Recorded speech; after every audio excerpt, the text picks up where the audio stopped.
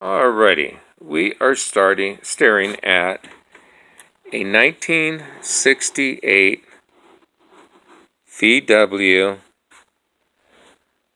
wiper assembly. And if I've got this right, because it took me a heck of a time to figure out how to do this after I replaced the motor, I replaced all the bushings on the transmission, and I couldn't hardly find anything out. So, I'm getting ready to put this back together. I just did a test run on it, and it seems to be working properly.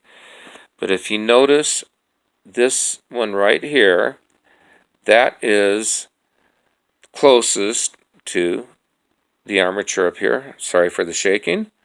It is on the right-hand side of this shaft. And it runs with an elbow down to the motor. Now, on the second armature, which is on the left-hand side of the shaft, and also notice that the shaft is facing downward. Facing downward. It, with the dip in it, goes all the way over to the other side and attaches to this armature with the dip facing down, of course, and the lever at the very bottom. So if I can try to get you a picture of that, notice the levers are at the bottom.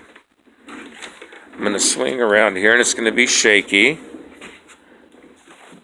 Okay, here we have where the windshield wipers will attach.